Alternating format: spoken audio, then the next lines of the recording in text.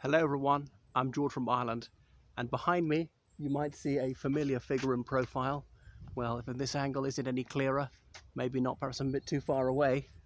He's silhouetted there, a little by the shadows against the sunlight. But anyway, this is the final resting place of James Joyce, and his wife Nora Barnacle is in there with him. His son is there too, his George. Now, there's also someone called Astor buried there. He had a daughter, James Joyce, but I don't think her name was Astor. I could be wrong. His daughter certainly suffered from mental illness or all her life. So, James Joyce was born in Dublin in 1882. It was the same year that De Valera was born, though in New York. So, Joyce came from a bourgeois Catholic family. His father was from Cork. His father's a fascinating figure in his own right, but perhaps I'd make another video about him. I recorded in 1997 reading the biography of his father that came out. But James Joyce's family was reasonably well off. His father had been elected to the Dublin Corporation as a Home Ruler. He had one time been in the Irish Republican Brotherhood. He managed a brewery and things like that. But he had a drinking problem and was a loquacious liar and just mismanaged his finances, some of the property he'd inherited in Cork. So the family, they were downstarts. They started in the upper middle class. They moved from a big house to a smaller house and to an even smaller house. And they were living this life of genteel poverty, striving to keep up appearances. So as James Joyce, he said, when it was 6:30, he went to Clongo's Wood. Clongo's being perhaps the most distinguished Catholic school in Ireland, run by the Jesuits. And he had a serious falling out with the Society of Jesus pretty quick. And you can read about his harrowing experiences in A Portrait of the Artist as a Young Man, his very autobiographical novel about the severe lashings he received there for the most trifling transgressions. Well, he was a modernist writer, so he was happy to repeat himself.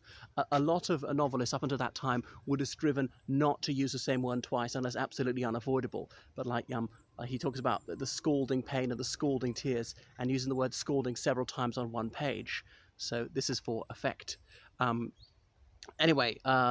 then he went to Belvedere College in Dublin, but it's really Belvedere, as in that's what Italians call a place. But okay, we anglicize the pronunciation. So he was an extraordinarily gifted linguist.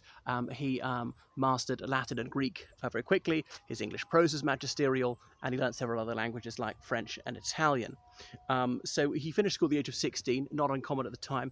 His father had high hopes that the boy would become a barrister.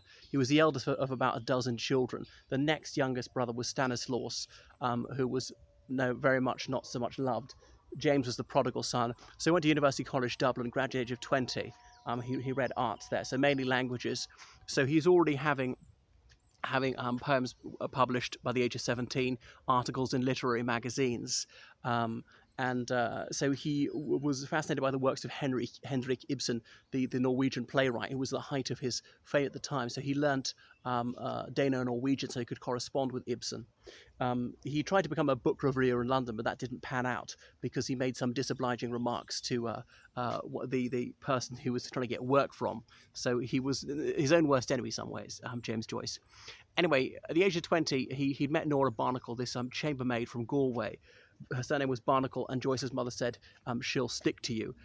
There was also a rift in the family because James Joyce's mother was she was a very pious person, whereas his father was contemptuous of the church. And there was also a split over Parnell. The Home Rule Party split for about 10 years into Parnellites and anti-Parnellites. So his father was a Parnellite, his mother was an anti-Parnellite, as in Parnell being the leader of Charles Stewart Parnell, the leader of the Home Rule Party briefly, who was having an extramarital affair with this married woman, Catherine O'Shea, and all the rest of it. And then her husband died and he married her and blah, blah, blah. So, and he moved abroad and died. I think he died in France, actually. That's what Parnell, because Britain's in sexual disgrace went to France. Of course, Ireland at the time were all British, even though some people didn't accept that. Anyway, so Joyce, he went to Paris with a view to reading medicine, and he was teaching English to sustain himself, but he dropped out of medicine after a while. He thought he'd qualify as a doctor, and then he'd have a steady income, and then be able to devote himself to his literary endeavours. But that didn't pan out. So Nora Barnacle, she'd agreed to leave with him later, and they went to live in Trieste, then part of Austria-Hungary. It's now part of Italy. And so they had 2 children. They lived together in sin, as would have been said at the time, for years. They only got married in the 1930s after over a 30-year relationship. I'm not quite sure why. They had a brief sojourn in London in the 30s where they married at a registry office in Kensington. And she didn't speak any other languages at first. So he was in Trieste when the First World War broke out, and as a Briton, he was interned. And then after a couple of years, he was released, and he was allowed to come to Switzerland, where he lived in Zurich. And after the Second World War, he moved back to Paris, and he lived there really the rest of his life. He only came to Zurich again in 1941 for an eye operation because he had terrible myopia, and it was degenerative. I'm not quite sure the nature of his ophthalmological problem, but it was getting worse and worse, and he needed more and more light, and he was often wearing white jackets and shirts to reflect more light onto the page. And the operation gang awry, and then it was clear that he was dying, and a phone call was made to the hotel where his wife and children were to come and visit him. I don't know if they made it. He died within about 20 minutes, that call being made, and so he was interred here during the Second World War. So there happened to be 2 Irish diplomats in Zurich at the time, but neither of them deigned to attend his funeral. He was regarded as having written a filthy book, and it was banned in many countries for obscenity. Well, some of them. I mean, there's a portrait of the artist, a young man, which cocks a snook at Catholicism and nationalism. He said he was pushed around by 2 empires, the British Empire and indeed the Catholic Church. So he rejected nationalism. Neither was he a unionist. He was fairly apolitical. Bear in mind, he grew up at a time of political ferment in terms of home rule, but then the First World War, okay, he was well into adulthood by that stage, and Bolshevism and later on fascism, and seemed to be largely indifferent to this, not the least bit attracted to Marxism, or indeed repelled by it. So a fairly apolitical writer. He wrote poems penny each, and one of these mirthful ones he wrote on a very long train journey from Ireland back to here. He didn't like William Walsh, the Archbishop of Dublin. The Pope wouldn't even belch without consent of Billy Welch. It's actually Walsh, but for the sake of rhyme, he's changed it to Welch.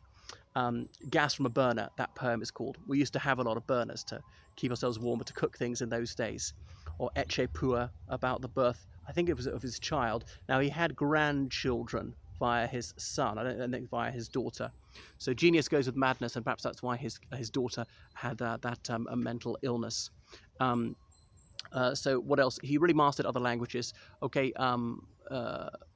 Ulysses is one of his most famous books, and was trying to condense the whole of the Odyssey into one day in Dublin, the life of a fictive Jewish character called Leopold Bloom, but all the locations are real. He knew his locale very well. He called his wife his portable Ireland, and so some one-eyed man stands with a cyclops, and when beer glasses are thrown at them, that's like rocks being thrown at them in the story, and on and on. So Bloomsday is some days in 1904, some June day, and I've even been in Bucharest in Romania when they're giving a reading in Romania on Bloomsday, and the people in Dublin who'll do the Bloomsday tour walk around the locations which are mentioned in the novel. Then there's Finnegan's Wake. Well, there's that well-known song from the 19th century about Finnegan who fell off a building site and died, and they laid him out to wake him, as in you put the person on a table and have snacks around him. It's another way of coping with bereavement, but actually the smell of the porter revived him. He wasn't dead at all. Yeah. So it's a well-known song. But Finnegan's Wake, well, it's really a dream, and it's written in several languages. Blurring out of one language and into the next and back into English and things, and it's very densely packed with classical allusions and so on, so you need a skeleton key to read it. That's what Elman wrote, one of the most famous Joycean scholars. There have been a lot of doctoral theses out of that work, but does he bear his erudition too heavily? It's just so turgid, it's almost impenetrable. The purpose of language is to communicate. With his, it's perhaps to obfuscate, and so some people thought he was showing off rather too much. But he published very few works, but he worked them and reworked them, so absolutely every word is flawless, more than judiciously chosen. There's Exiles, his poem about Irish people living in Italy, and a bit of the script is in Italian, like su and giù, and so forth. What was I going to say about Portrait of the Artist, a Young Man? Well, there's Stephen Daedalus, as in a reference to the Greek myth, Daedalus and Icarus flying too close to the sun with wax wings, or a bit about Lucifer rebelling against God, and that's what he did. So he had contempt for religion. He certainly didn't believe in the afterlife. So here he reposes for all eternity in this fragrant, flower-filled alpine hillside, which is what he would have wanted, because he didn't believe there was a hereafter. And when he was in Paris, he got a very simple telegram saying, "Mother ill, come home." He had to pay for every word of the telegram, so he hastened back to Hibernia, and that was not a quick journey. That was like 2 days at least from Paris. So he got to Dublin, and she was dying, and she pleaded with him because she knew that he'd rejected Christianity. Would he please tell her that he believed in the faith? And he refused to do so. She died minutes later.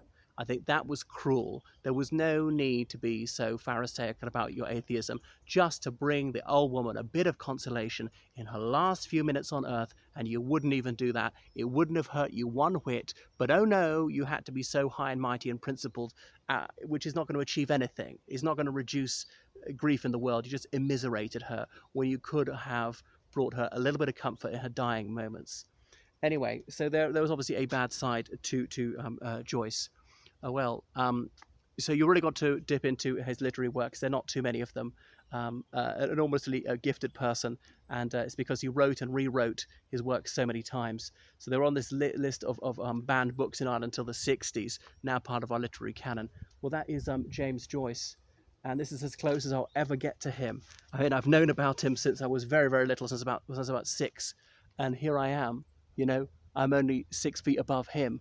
If only I could communicate with him. Something numinous about being so close to his last resting place. And the grass on which I'm kneeling, some of that is nourished by his mortal remains as he's rotted away. So that's how life springs from death, and I can connect with him in a deeply numinous way. Well, I so wish I could have met him, I could have spoken to him, and obviously in centuries to come, our lifetimes will thought to seem to be not that far apart. I didn't die, I wasn't born so many decades after he shuffled off this mortal coil. Well, that's enough about James Joyce here in, I can't remember the cemetery, Flugenthal or something like that, very close to Zurich Zoo. He used to like to hear the lions roaring, and it's a marvellous zoo, by the way. So I think that's one of the reasons why they decided that he should rest for all eternity in this place. So that is James Joyce. Toodaloo.